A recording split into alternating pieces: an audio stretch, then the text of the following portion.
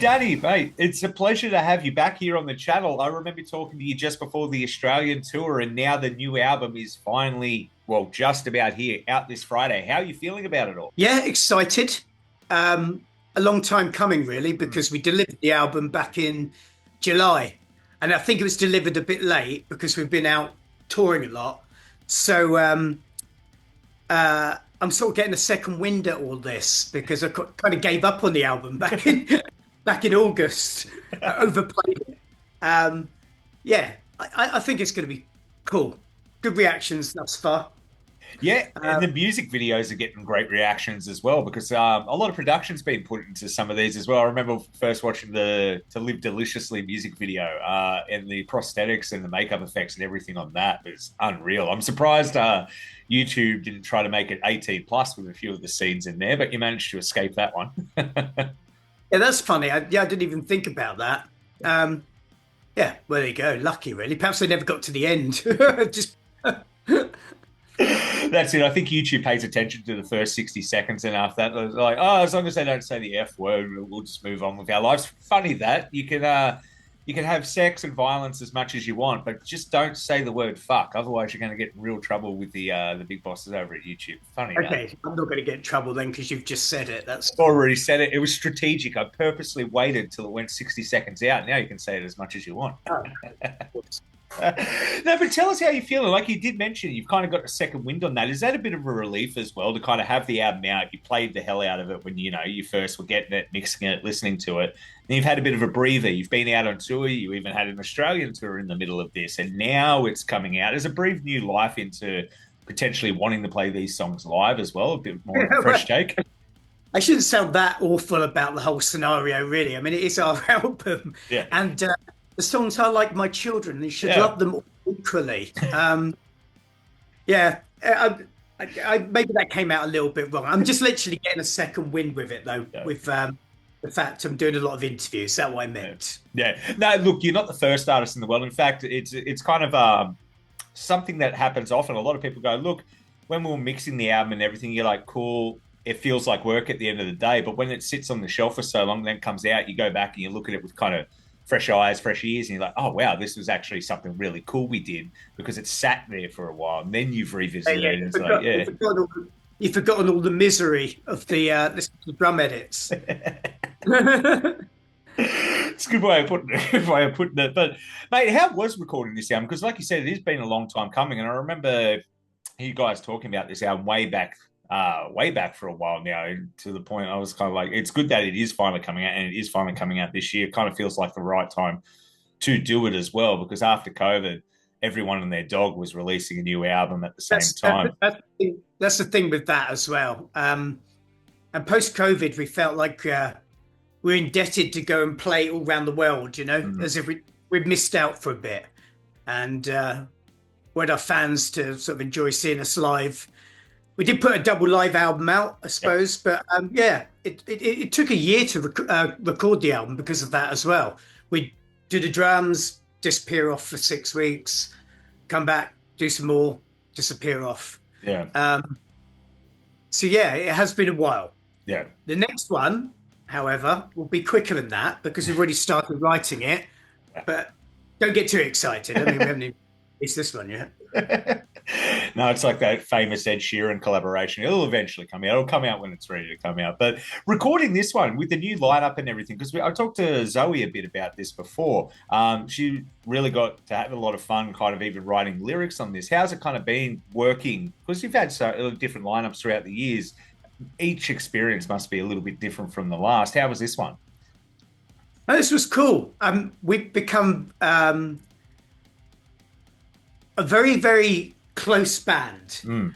Closer for some other people more than others. Obviously, Joey's just married Yeah. our other guitarist, Ashok. We actually went to the wedding. It was in Arizona at the beginning of the year. Amazing. Had such a good week. Yeah, the thing how this lineup came to be is because previous members left for whatever reason. It was it was more personal than anything. Yeah. No falling out or anything like that. But it did leave us in a bit of a lurch as we didn't have enough time to get European visas for the Mm. Danzig tour we were doing in the States.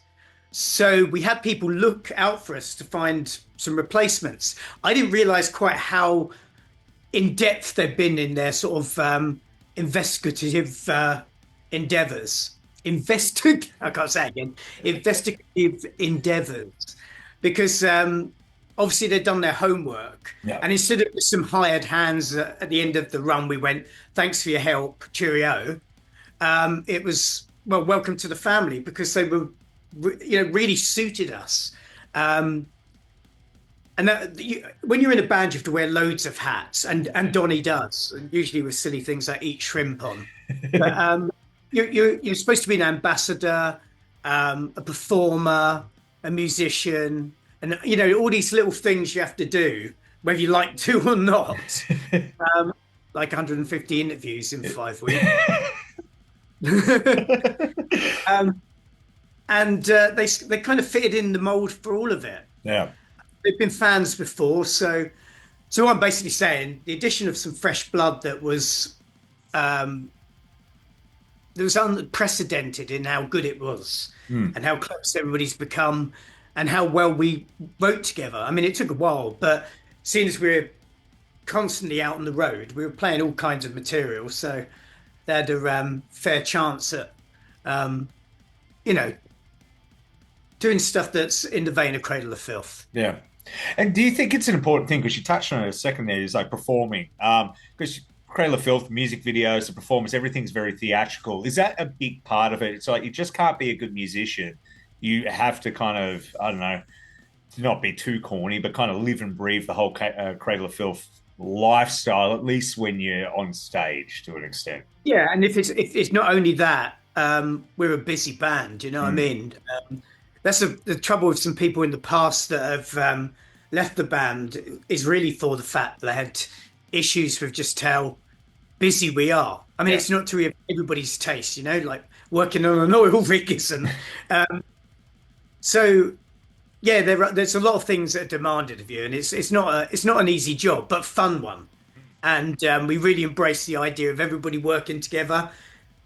And both Donny and Zoe contributed to the writing of this record, which I thought was really important. Yeah. Otherwise, they're just hired guns, aren't they? And no, it sounds fantastic because of it. I'm not going to prattle on. No, you're right. You're right, of course, because you're 14 albums in now, and it still sounds fresh. I guess a couple of lineup changes here and there can help to that. But your writing style has kind of evolved over the years as well. Is that something you're conscious of, or is it just something that's naturally happened? I think it's just getting old, isn't it? It's evolution. You sort of iron out all the creases. Well, you get more creases. But you're ironing out the mental creases. And I think that rings true with what I was saying about having a concise lineup, people getting on very well with each other. Over the years, we've honed a really good crew, great management. All the people around the periphery of the band have all sort of been weeded of being weird. And now we've got just a good family. And that's something you just get with the passing of time, like anything else. Like touring gets, strangely enough, easier because, you know all the tricks of the trade, Yeah. The cheap flushing the loo and stuff like that. Well, you're going to have to share your secrets of how to sleep on a plane, mate, because I've done a couple of trips from Australia to Europe and I can't do it. That's one thing I've never learned to do, Yeah. And Valium, I don't know. That's got to be hard as well. I think that's the hardest part. A lot of people like the idea of being a rock star, going out on tour. But when you're out on the road for 3 months, that's got to be a bit draining. But like you said, you learn the tips of the trade as you go along. But is that harder for some of the new people you've brought in the past? They're just like, wow, this is a lot more draining and challenging than I ever imagined. Yeah, but they're usually a lot younger. So, they haven't had the weight of the world crush their spirits yet. They will, definitely. Yeah, and we have madcap incidents happen all the time, as you do on the road, and you just get used to it. You just kind of thrown into the deep end. Yeah. No, but it's good to know. But let's go back to the album a bit, because it is out this Friday. Album number, like I said, I believe it's 14. And you've got 3 music videos out at the moment. Is there anything on this album that hasn't been released yet that you're excited for people to hear or to play live for the first time? Like, go into a little bit of that. Well, yeah, because well, like I said, all the songs, our modus operandi for this album was to write an album full of catchy material. No special edition tracks, no bonus tracks. Mm. We've had in the past that people have said, well, Existence is Futile, great album. The only small thing I'd say was that it's 2 songs too long. And it'd be like, well, strange you should say that because those are the special edition tracks. So we just delivered a very catchy album, Mm. 9 songs. Like I said, like my children's, I love them all equally, except my favorite, Ex Sanguine Dracula. And there's a few songs on the album that we didn't put forward as singles because we wanted a nice cross section of the album over 3 releases. Mm. And at the same time, without sounding crass, it's way more expensive doing a video for an 8.5 minute song than it is a 5 minute song. Yeah. And those 8.5 minute songs on the album really meander. It's got a very dissection vibe to the song Ex Sanguine Dracula. And yeah, the press release, if it's to be believed, I didn't write it, by the way.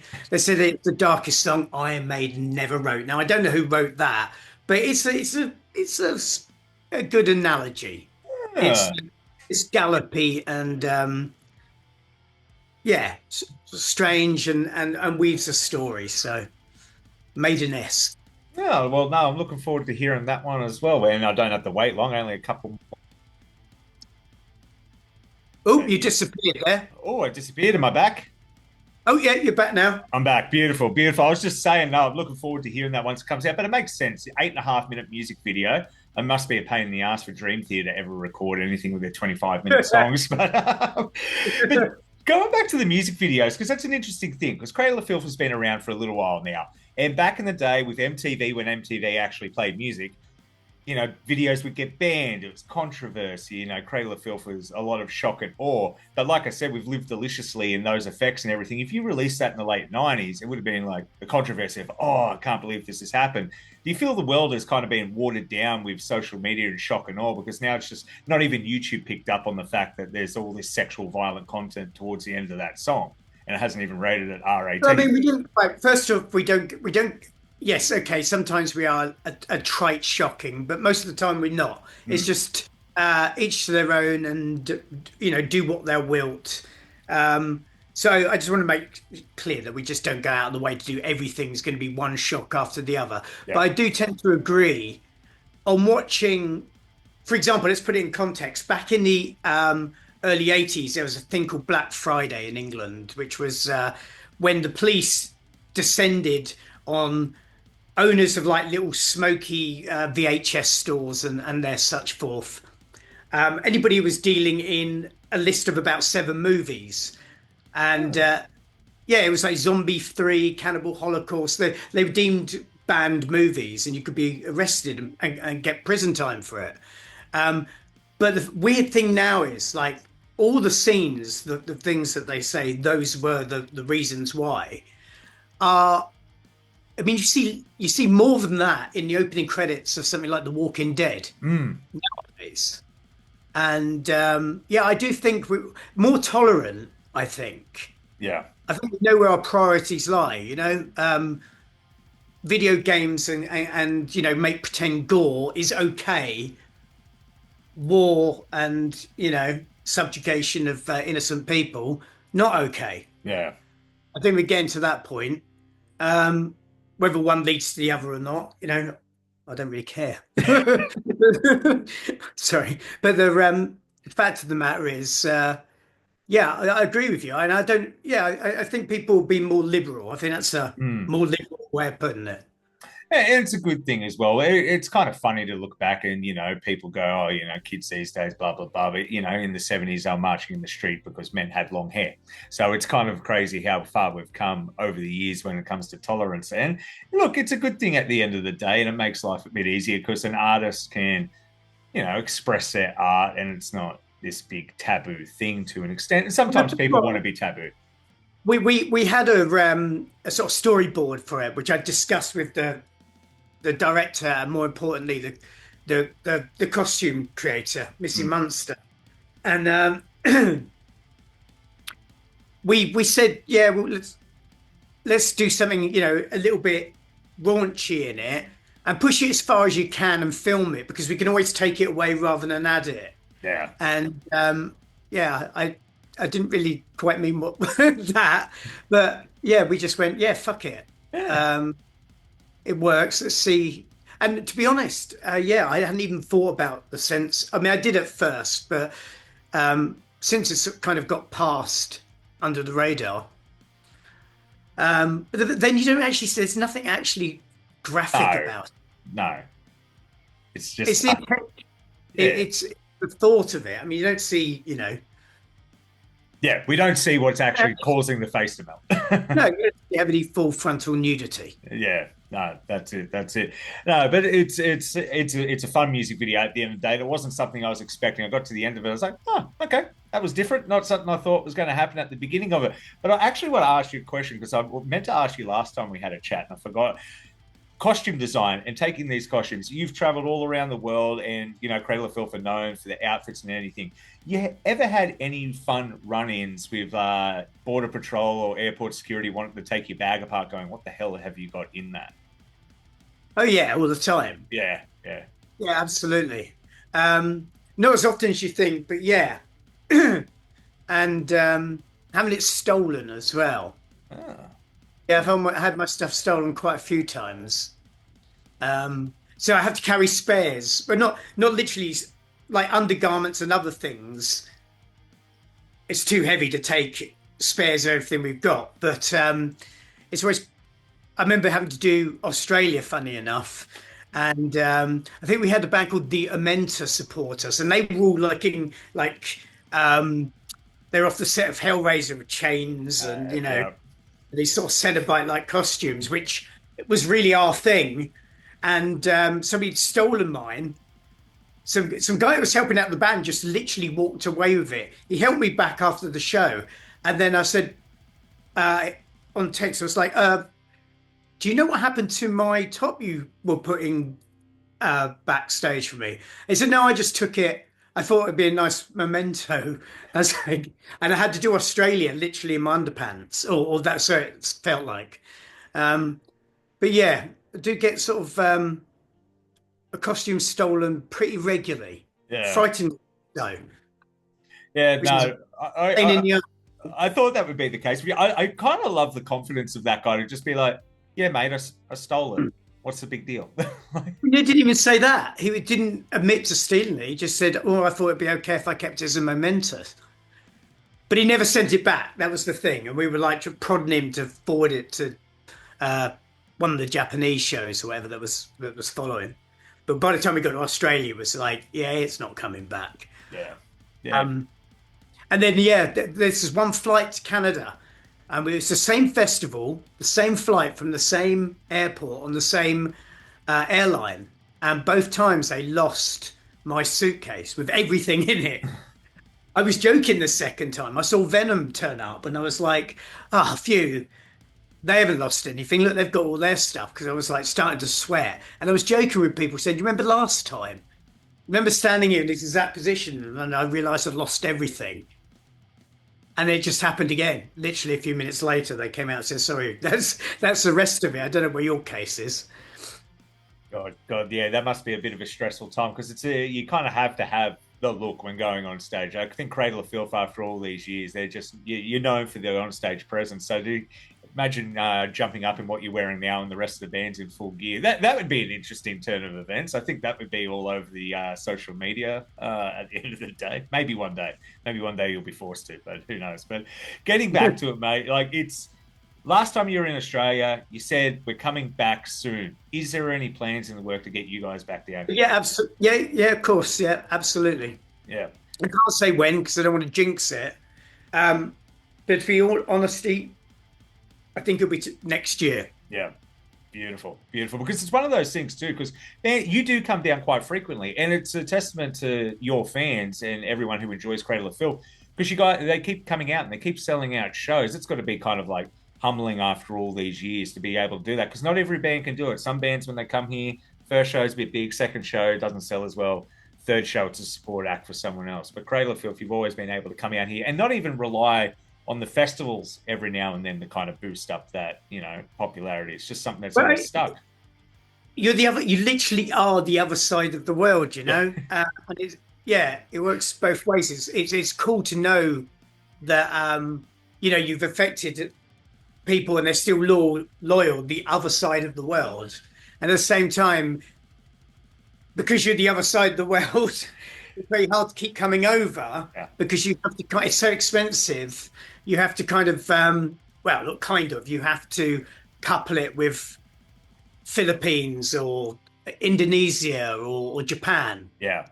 To make it, the run worthwhile. Unless, of course, you're playing a massive arena. But I only mentioned next year because it suddenly dawned on me that I would be a lying toe rag if I was to say that we were coming this year, because I know for sure not. This, of course, suddenly we get, a big offer right at the end of the year, because that ends a little misty because, it's just being sort of laid. The plans are getting laid out. Yeah, and they bring a whole troop of people down, and the whole band, your crew, and everything. That's not something you can kind of whip up in 3 months, unless it is an offer that's too good to put down. But we're already towards the end of March. I can't even believe we're this far into 2025 already. It just goes past a bit too quickly. But I know, crazy, right?